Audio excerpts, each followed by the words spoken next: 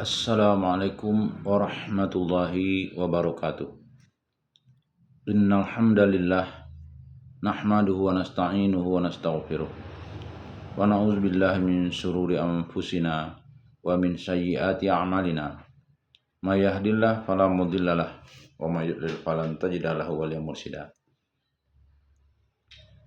Asyhadu an la ilaha illallah wa asyhadu anna Muhammadan abduhu wa rasuluhu la nabiyya ba'd.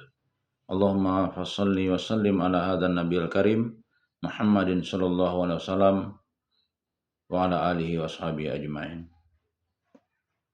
Bapak-bapak, ibu-ibu yang saya hormati serta generasi muda yang saya sayangi, baiklah pada kesempatan yang berbahagia ini kita akan melanjutkan membaca tafsir Al-Azhar yang disusun oleh Profesor Dr. Hamka, yang mana pada kesempatan yang berbahagia ini kita akan melanjutkan membaca ayat 135 sampai dengan ayat 141.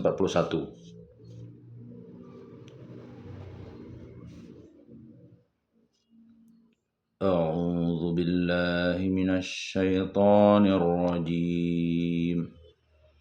Bismillahirrahmanirrahim. Wa qalu kunu hudan aw nasara tahtadu. Qul bal millata Ibrahim hanifa wa ma kana minal musyrikin. Qulu amanna billahi wa ma unzila ilaina wa ma unzila ila Ibrahim wa Ismail wa Ishaq wa Yaqub wal asbati wa ma utiya Musa wa Isa wa ma utiyan nabiyyun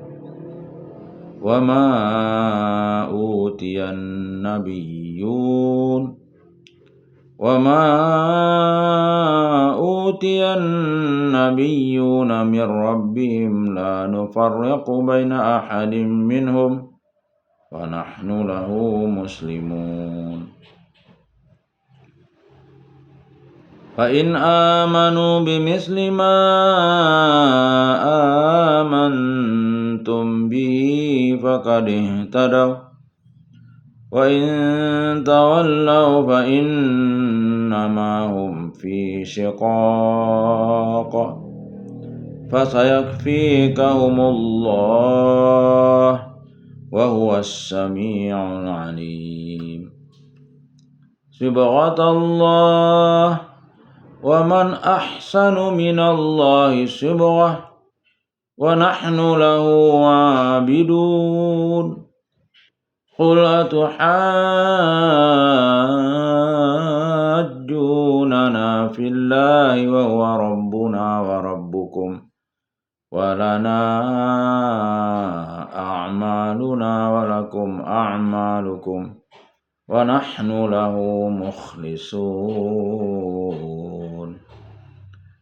Am taquluna inna Ibrahim wa Ismail wa Ishaq wa Yaqub wal asbata kanu hudan aw nasara.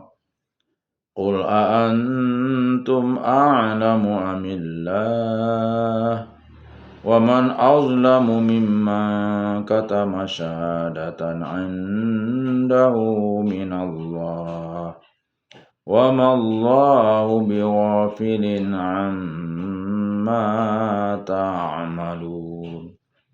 Tilka ummatun qad khalat laha ma kasabat wa lakum ma kasabtum wa la tus'aluna amma kanu ya'malun.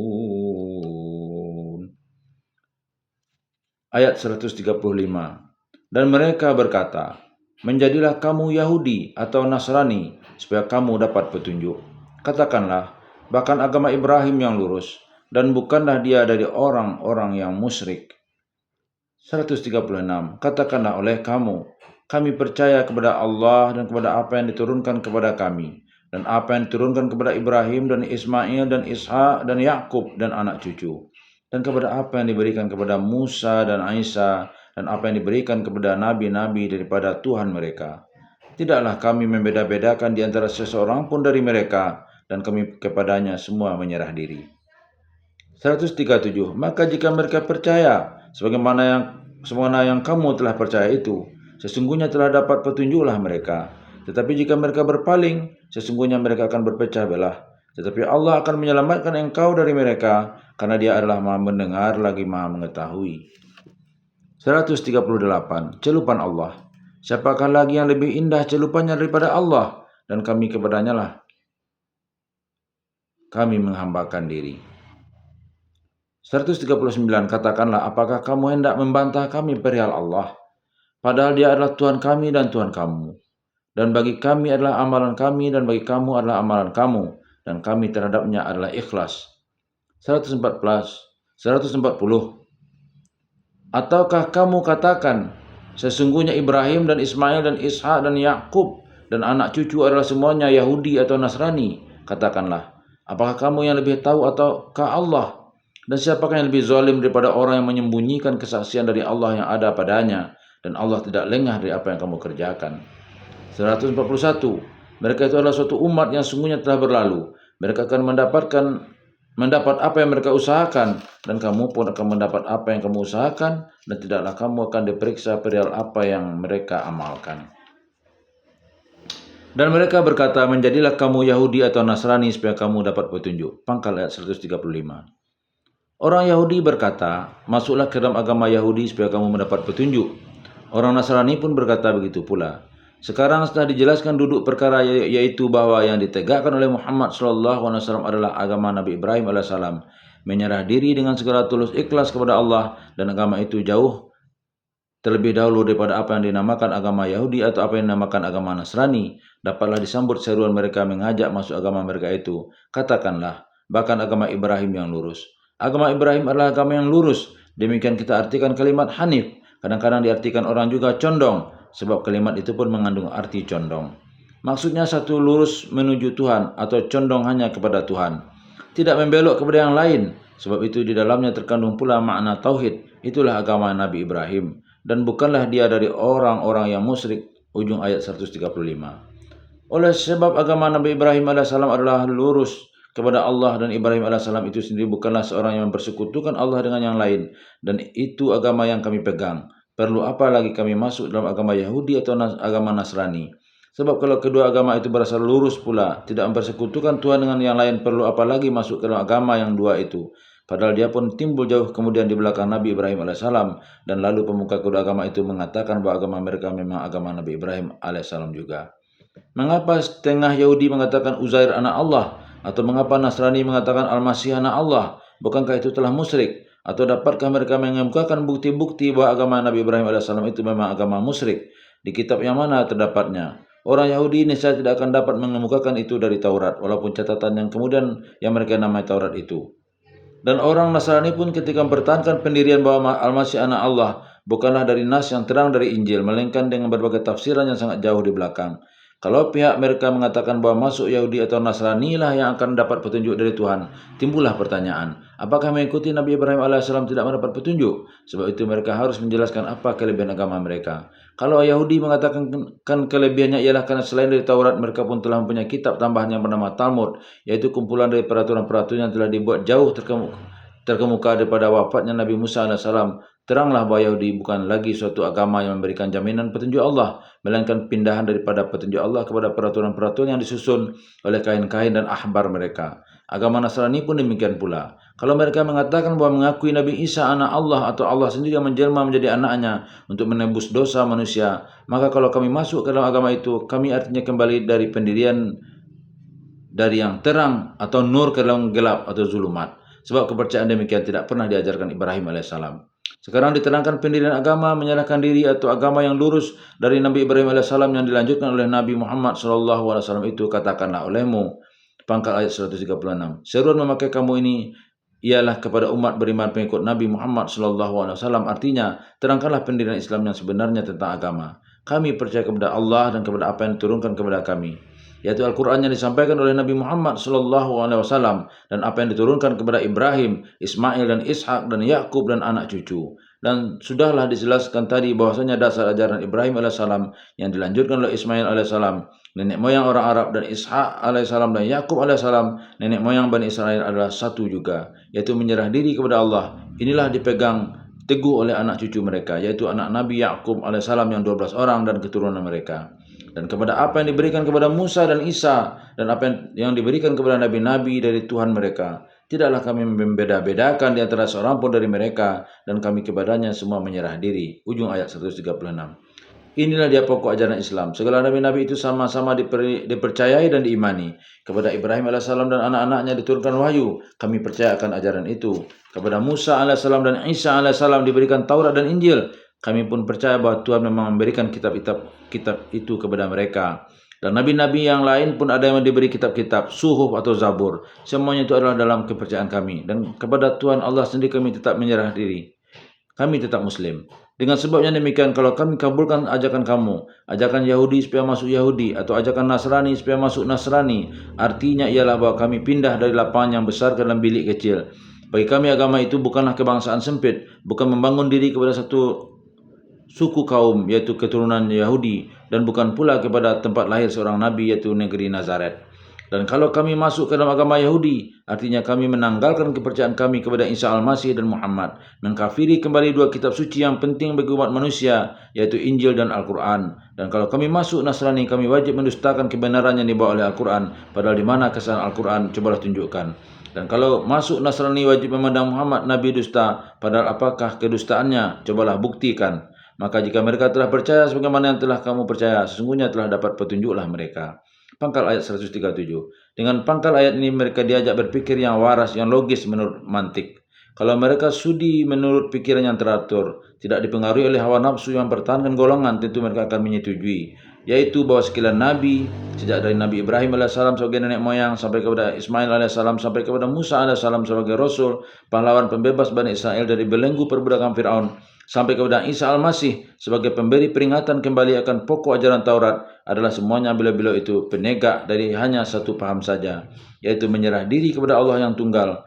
Kalau mereka telah menyetujui ini dengan sendirinya, mereka telah memegang petunjuk itu. Artinya itulah hakikat yang ditegakkan oleh Nabi Muhammad SAW sebagai penyambung usaha nabi-nabi yang dahulu itu. Mari kita perhatikan bunyi ayat sekali lagi. Di dalam ayat ini tidak ada perkataan, masuklah ke dalam agama kami ini supaya kamu mendapat petunjuk seperti kami pula. Tetapi susunan ayat lebih halus dari itu, yaitu kalau kamu telah benar-benar menyerah diri dengan tulus ikhlas kepada Allah, dengan sendirinya kamu telah mendapat petunjuk. Maka dengan ayat ini kita yang telah mengakui diri orang Islam, karena kebetulan kita keturunan orang Islam, diberi pula peringatan bahwa Islam yang sebenarnya ialah penyerahan diri yang sebenarnya kepada Allah, disertai ikhlas, tidak bercabang kepada yang lain. Meskipun bernama orang Islam, tetapi penyerahan diri tidak bulat kepada Allah, sama sajalah dengan orang Yahudi dan Nasrani yang mengambil persandaran kepada nabi-nabi Allah pada nama, padahal tidak ada hakikat. Maka sesuailah semuanya itu dengan maksud ujung ayat. Tetapi jika mereka berpaling, sesungguhnya mereka akan berpecah belah. Terang sekali tujuan ayat ini. Persatuan seluruh umat manusia hanya akan tercapai bila mana penyerahan mereka hanya satu, yaitu kepada Allah saja. Apabila berpaling daripada Allah kepada yang lain, niscaya perpecahan yang timbul. Sebab Allah Esa dan yang lain adalah berbilang dan cerai-berai. Yang ini mengatakan Uzair anak Allah, yang ini mengatakan Al-Masih anak Allah, yang lain menghadapkan hati kepada berhala.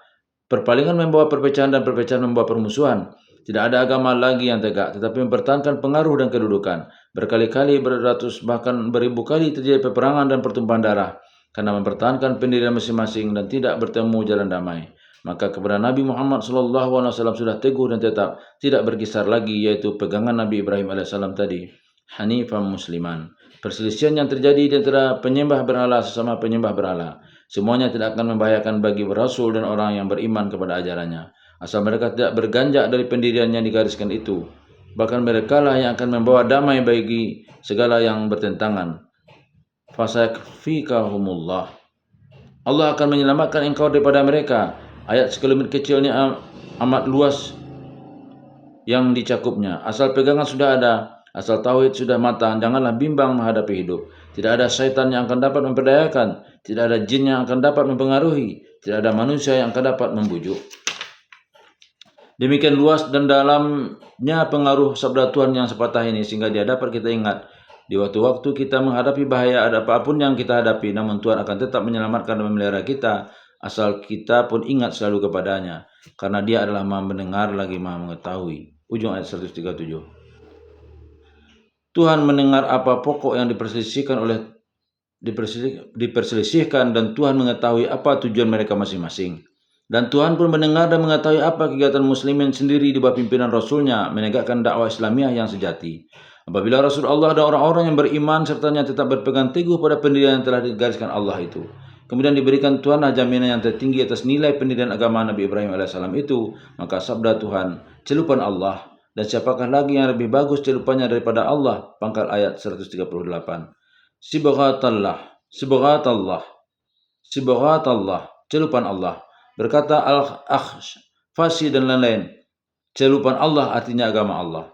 Menurut satu riwayat dari Ibnu Jarir dan Ibnu Abi Hatim dari Ibnu Abbas bahwa yang dimaksud dengan celupan Allah ialah agama Allah. Menurut keterangan yang disampaikan oleh Abdul bin Humaid dan Ibnu Jarir dari Mujahid bahwa maksud celupan Allah itu ialah fitrah Allah atau kemurnian Allah yang telah difitrahkan manusia atasnya.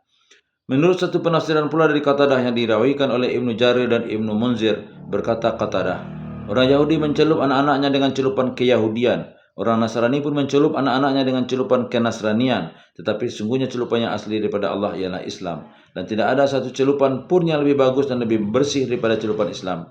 Sebab dialah agama Allah yang telah diutus dengan dia Nuh dan nabi-nabi yang datang sesudahnya. Dari keterangan tafsir-tafsir sahabat dan tabi'in tentang sibghah atau celupan ini dapatlah kita pahami kemana maksudnya di sini. Tuhan telah meninggalkan dua celupan yang keduanya asli dan tidak dapat ditandingi dan tidak bandingi. Yang pertama ialah celupan warna pada alam yang dapat dilihat dengan mata. Ini dikuatkan oleh sebuah hadis yang dirawikan oleh Ibnu Mardawaihi dan Ibnu Abbas bahwasanya Rasulullah SAW pernah menceritakan bahwa Bani Israel pernah bertanya kepada Musa AS, apakah Tuhan Allah itu mencelup juga? Mendengar pertanyaan demikian, marahlah Nabi Musa AS kepada mereka dan disuruhnya mereka supaya bertakwa kepada Allah. Jangan sampai bertanya sedemikian rupa. Tetapi tidak berapa lama kemudian datanglah seruan Allah kepada Musa AS. Bertanyalah mereka kepada engkau, adakah Allahmu itu mencelupi alam ini? Menjawab Nabi Musa AS, benar ya Tuhanku. Mereka tanyakan demikian kepadaku. Maka bersabdalah Allah kepada Musa, katakanlah kepada mereka itu bahwa memang Allah memberikan celupan warna, semuanya adalah celupan. Menurut hadis yang dirawikan Ibnu Abbas itu, maka turunlah ayat ini kepada Nabi Muhammad SAW menyatakan celupan Allah, bahwa tidak ada yang lain yang sanggup mencelup seindah celupan Allah.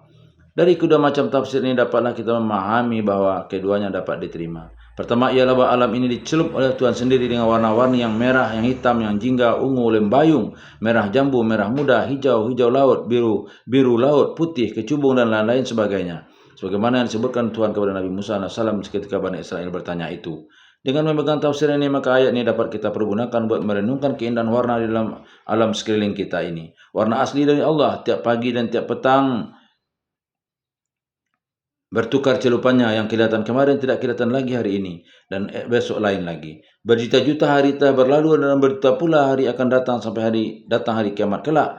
Adakah kita bosan melihatkan matahari ketika terbit dan kemudian ketika terbenam? Bagaimana warna langit ketika itu? Adakah seorang yang sanggup menirunya? Gambar lukisan indah buatan Rembrandt atau Raphael atau Leonardo da Vinci dan lain-lain memang mengagumkan. Apakah sebabnya dikatakan mengagumkan? Ialah karena mereka sebagai ahli seni yang besar telah mendekati hakikat yang dijadikan Tuhan. Celupan Allah atas alam ini adalah keindahan yang asli, yang di dalam filsafat disebut estetika. Maka manusia yang sanggup mendekati keindahan yang asli itu, sekali lagi kita katakan mendekati. Manusia yang sanggup mendekati keaslian itu dalam lukisannya, dalam campuran warnanya dinamai seniman. Bertambah pandai mereka mendekati, bertambah agunglah mereka dalam pandangan para peminat seni. Sebab itu kebenaran seni bukanlah keasliannya, melainkan pula kesanggupannya mendekati keaslian. Begitu uraian kita tentang tafsir celupan itu yang pertama, yaitu celupan atas campuran warna ciptaan Allah yang tidak dapat diatasi oleh siapapun dalam alam ini. Sekarang kita masuk kepada tafsir yang kedua. Penafsiran yang kedua sebagai dari tabi'in yang ternama tadi, yaitu Mujahid. Arti celupan ialah fitrah, yang dapat kita artikan warna asli atau celupan asli dari jiwa manusia. Dan menurut penafsiran Qatadah tadi dikatakan bahwasanya keyahudian dan kenasranian adalah celupan buatan manusia yang dicelupkan oleh ayah kepada anak, atau celupan pendeta yang suatu waktu pasti luntur. Maka Islam yang berarti penyerahan diri yang sungguh-sungguh kepada zat Allah yang Maha Esa, adalah celupan asli pada akal manusia, sama terjadinya dengan akal itu sendiri. Sebab itu dapatlah dipahami suatu hadis sahih yang terkenal bahwasanya manusia seluruhnya ini dilahirkan dalam fitrah, artinya dalam Islam. Cuma pendidikan ayah bundanya lah yang buat anak jadi Yahudi, jadi Nasrani atau jadi Majusi. Teringat lagi kita satu tafsir yang lain dari Ibnu Abbas menurut yang diriwayatkan oleh Ibnu An-Najjar dalam Tarikh Baghdad bahwa arti celupan ialah putih, artinya masih putih bersih jiwa itu dalam fitrahnya sebelum dihinggapi oleh lain warna paham. Sebab itu dapatlah kita simpulkan kembali ayat ini kepada ayat-ayat yang sebelumnya, yaitu bahwasanya agama Hanif ajaran Ibrahim alaihissalam itu adalah celupan asli Tuhan, yaitu fitrah manusia. Itulah tauhid yang sejati. Celupan manusia akan luntur karena pergiliran zaman. Dia tidak akan tahan kena cahaya matahari kebenaran. Adapun akidah Islamiyah yang dipusatkan daripada Nabi Ibrahim alaihissalam tidaklah lekang karena panas, tidak lapuk karena hujan. Maka agama Hanif itulah celupan Allah yang sejati. Pakaian sejak mulai membuka mata menghadapi hidup sampai menutup mata meninggalkan dunia. Sebab itu tersebutlah di dalam sebuah hadis yang dirawikan oleh Imam Ahmad daripada Umamah berkata Rasulullah SAW, bu'istu bil hanifiyyatis samhah. Aku diutus dengan agama Hanif yang sangat berlapang dada atau toleransi atau pemaaf. Demikian juga menurut sebuah hadis yang dirawikan oleh Imam Ahmad dan Bukhari dan Ibnu Munzir dari Ibnu Abbas, berkata Ibnu Abbas, orang bertanya kepada beliau, ya Rasulullah, manakah agama yang lebih disukai oleh Allah? Beliau menjawab, Islam, agama Hanifiyah as-samha, yaitu agama yang hanif dan berlapang dada. Bertambah maju ilmu pengetahuan manusia dalam menyelidiki alam ini dari segala bidangnya. Bertambah dekatlah mereka sampai kepada kesimpulan akan keesaan Allah dan bertambah menyerahlah mereka kepada Allah, hanifan musliman. Meskipun mereka belum mendaftarkan diri dengan resmi masuk Islam, sebab agama Hanif itu adalah celupan Allah sejati, maka siapapun di antara makhluk Allah tidak ada yang akan dapat mengatasi celupan Allah itu, dan kami kepadanya lah kami menghambakan diri. Ujung ayat 138. Kalau kita ambil tafsir yang pertama tadi, yaitu bahwa celupan Allah atas alam dengan berbagai ragam warna tidaklah dapat diatasi oleh pencelup yang lain, atau keindahan alam karena keindahan Allah. Kita sampai kepada intisari agama dengan melihat benda yang nyata di sekeliling kita. Kita mengakui beribadat kepada Allah. Di sini kita mendapat Allah di dalam sini. Kalau kita ambil penafsiran kedua bahwa celupan Allah yang asli itu ialah keadaan fitrah manusia, jiwa murni manusia, belum dicampuri oleh celupan dan lukisan warna manusia yang bisa rusak karena hujan dan panas, sampailah kita kepada hakikat hidup, artinya sampailah kepada Tuhan dari segi kerohanian. Di sini kita ada mendapat Allah dari segi filsafat, sebab campuran warna yang lahir telah menimbulkan kesan kepada campuran warna yang batin. Di samping kedua tafsiran tadi, sibghah dengan makna warna-warni yang diciptakan Allah di dalam alam yang menimbulkan minat, kesenian, dan sibghah dengan arti fitrah, celupan asli jiwa manusia. Bertemu lagi keterangan dari setengah ahli tafsir, kata mereka, asalnya maka timbul kata celupan ini ialah karena orang Nasrani membaptiskan putranya dengan air yang mereka namai Ma'mudiyah atau baptisan atau diduk atau dipermandikan. Barulah mereka berkata, Sibghatullah, celupan Tuhan, artinya Islam, inilah pemandian yang betul. Bila kita renungkan penafsiran ketiga ini, dapatlah kita menarik garis perbedaan paham tentang kesucian jiwa di antara Islam dengan Nasrani. Di dalam Islam, anak lahir ke dunia dalam keadaan suci, tidak ada dosa dan bersih atau fitrah. Setelah datang ke dalam lingkungan orang tuanya, barulah anak itu mempunyai warna yang tidak asli. Oleh sebab itu, maka hendaklah pendidikan orang tua melihara dan menumbuhkan kemuliaan anak itu di dalam hidupnya agar tidak terlepas daripada beribadat kepada Allah. Sedang bagi agama Nasrani adalah sebaliknya. Anak lahir ke dunia adalah dalam dosa, yaitu dosa waris dari Nabi Adam. Setelah dipermandian dengan air serani itu, barulah dia bersih dari dosa. Karena dengan pemandian itu berarti bahwa dia telah diberkati oleh Yesus Kristus yang dianggap sebagai Tuhan yang menembus dosa manusia dengan mati di kayu palang. Setelah mengakui celupan Allah yang satu kuasa pun tidak sanggup menyamai, usaha pun melebihi celupan Allah. Seorang yang beriman bertambah insaf akan kebesaran Tuhan. Dan keinsafan itu dibuktikannya dengan berbuat baik, beribadat, mempertahankan diri. Sebab itu jelaslah bahwa peribadatan timbul sesudah berpikir. Bagaimana orang yang telah mencoba pendirian demikian, hanya Allah tempat mereka berabdi, menyembah dan memuji, akan dapat diajak turun kembali pergi menyembah sesama makhluk. Katakanlah, apakah kamu hendak membantah kami perihal Allah?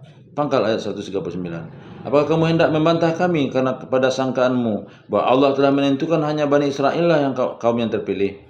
Nabi-nabi dan rasul-rasul hanyalah dari Bani Israel. Kami Bani Israel adalah kekasih Allah dan anak-anak Allah.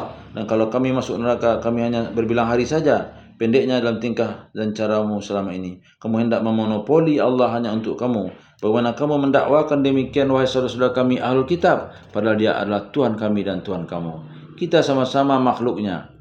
Jika nabi-nabi ada dalam kalangan Bani Israel, maka dalam kalangan Bani Ismail pun apa salahnya ada nabi? Apakah kamu sangka bahwa umat yang telah percaya Allah dan menyerah diri kepadanya bukanlah umat yang utama, melainkan yang menjadi pengikut kamu saja yang utama? Dan bagi kami adalah amalan kami, dan bagi kamu adalah amalan kamu. Mengapa kita harus bertengkar berbantah-bantah? Marilah kita masing-masing pihak beramal, bekerja, berusaha. Bukankah agama yang benar adalah mementingkan amal? Kalau kita bertengkar dan berbantah, niscaya amal menjadi terlantar, dan kami terhadapnya adalah ikhlas. Ujung ayat 139. Kami terhadap Allah ikhlas, bersih, tidak terganggu oleh niat yang lain, sebab kepercayaan kami tidak bercabang kepada yang lain. Ataukah kamu katakan sesungguhnya Ibrahim dan Ismail dan Ishak dan Yakub dan anak-anak cucunya dan anak cucu adalah semua Yahudi dan Nasrani? Pangkal ayat 140. Artinya bahwa orang Yahudi akan mengatakan Ibrahim alaihissalam dan keturunannya itu adalah Yahudi. Nasrani mengatakan demikian pula. Mereka semuanya adalah Nasrani. Kalau mereka berkata demikian, maka katakanlah, wahai utusanku, apakah kamu yang lebih tahu ataukah Allah? Apakah kamu mengemukakan bukti bahwa nama Yahudi sudah ada di zaman Ibrahim alaihissalam, Ismail alaihissalam, Ishak alaihissalam, dan Yakub alaihissalam? Nama Yahudi kamu ambil dari Yahuda anak Yakub alaihissalam sebagai nama agama. Bulannya hanya nama dari keturunan atau satu suku. Lama-lama kamu jadikan senama agama. Bagaimana kamu mengatakan nenek moyang itu beragama Yahudi? Kitab Talmud pegang kamu kumpulan peraturan dari pendeta-pendeta kamu. Lama sudah Nabi Musa AS barulah ada. Bagaimana kamu mengatakan nenek moyang itu beragama Yahudi? Apalagi agama Nasrani. Di zaman Isa Al-Masih sendiri nama agama Nasrani atau Kristen belum ada atau belum pernah terdengar. Barulah Paulus kemudian meresmikan agama nama Masehi atau Kristen, yaitu setelah Nabi Isa sendiri meninggal dunia. Dan ketentuan upacara peribadatan, pembaptisan dan sebagainya itu belumlah dikenal di zaman Nabi Ibrahim alaihissalam, Ismail alaihissalam, Ishak alaihissalam, dan Yakub alaihissalam dan anak cucu mereka itu. Hal ini jelas tertulis dalam kitab Perjanjian Baru, yaitu dalam Kisah Segala Rasul pasal 11 di dalam ayat 19 sampai 25. Dinyatakan bahwa pada mulanya setelah Isa Al-Masih meninggalkan dunia, murid-muridnya hanya menyebarkan ajaran Al-Masih dalam kalangan Yahudi saja. Tetapi karena tantangan yang keras dari orang Yahudi di Yerusalem sendiri, sehingga seorang di antara murid itu yang bernama Stefanus mati dibunuh orang Yahudi. Bercerai-berailah murid-murid Al-Masih itu, ada yang mengembara ke Siprus, dan ada yang berangkat ke Sirania, dan ada yang berangkat ke Antiochia, mencoba menyebarkan ajaran itu kepada orang Greek atau Yunani. Seorang di antara murid Al-Masih bernama Barnabas berangkat ke Tarsus dan di sana bergabung dengan Paulus dan menyebarkan ajaran Al-Masih bersama-sama dan melanjutkan perjalanan ke Antiochia. Tatkala dijumpainya dia, lalu dibawanya ke Antiochia. Demikianlah setahun genap lamanya keduanya itu berhimpun bersama dengan sidang Jumat serta mengajar beberapa banyak orang. Maka di Antiochia lah murid-murid itu mula-mula disebut orang Kristen. Kisah Segala Rasul pasal 11 ayat 26. Jadi nama Kristen, Nasrani atau Masehi itu tidaklah dalam zaman Isa Al-Masih itu sendiri dan tidak beliau yang memberikan nama itu, melainkan murid-muridnya sudah dia mati saja. Sedang Al-Masih semasa hidupnya menamai dirinya dari keturunan Bani Israel. Apakah kamu yang lebih tahu ataukah Allah? Kalau kamu berbicara dengan jujur, kamu akan mengakui bahwa awal pokok ajaran Nabi Musa AS ialah menyembah Allah yang Maha Esa, yang tersebut dalam hukum yang 10. Dan Nabi Isa Al-Masih seketika ditanyai oleh orang Yahudi pun mengakui bahwa yang beliau tegakkan ialah agar mencintai Allah lebih dari mencintai diri sendiri. Mengapa hal ini hendak kamu sembunyikan? Dan siapakah yang lebih zalim daripada orang yang menyembunyikan kesaksian dari Allah yang ada padanya? Yang tertulis dengan jelas dari kitab-kitabmu itu, itulah pokok agama Ibrahim alaihissalam sejati, yang dilanjutkan oleh Musa alaihissalam dan Isa alaihissalam, dan sekarang oleh Muhammad sallallahu alaihi wasallam. Yang lain dari itu adalah ketambahan-tambahan saja dari pendeta-pendeta kamu. Kahin, uskup, ulama, pendeta, dan ahbar Yahudi, uskup, patrik, kardinal Kristen.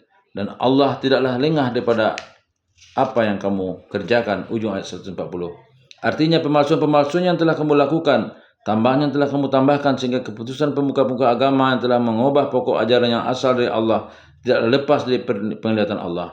Tidak selamanya pula manusia dapat didinding dari kebenaran, sehingga lama-lama bila manusia telah timbul keberanian dan kebebasan berpikiran, agama yang kamu tegakkan dengan cara begini akan kian lama akan ditentang orang, dan perpecahan dalam kalanganmu sendiri akan bertambah menjadi jadi. Sebab celupan manusia bukan celupan Allah. Agama yang sebenar, agama hanyalah satu, yaitu penyerahan diri yang tulus kepada Allah. Kalau ini dibantah, berarti kamu membantah fitrahmu. Sekali lagi Tuhan mengulang peringatannya. Mereka itulah seutuh umat yang sesungguhnya telah berlalu. Pangkal ayat 141.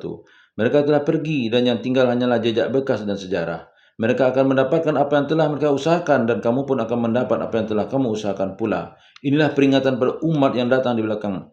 Baik umat Arab keturunan Ismail alaihissalam atau umat Yahudi keturunan Yakub alaihissalam dan Isa alaihissalam dengan ke-12 pecahan keturunannya. Bahwasanya nenek moyang mereka yang telah terdahulu itu, yang mana mereka telah banyak disebut dan jasa mereka meninggalkan agama Allah, atau Hanifan Musliman telah banyak diperkatakan, mereka itu sekarang sudah tidak ada lagi. Yang tinggal hanya bekas dan sejarah mereka. Mereka itu telah berjasa menyampaikan ajaran agama Allah yang sejati itu kepada dunia. Jasa mereka yang baik akan mendapat ganjaran yang baik dari Tuhan. Dan kamu pun yang datang di belakang ini sebagai anak, sejak anak cucu keturunan mereka tidaklah perlu hanya membanggakan dan mencukupkan sebutan dan pujian atas jasa mereka.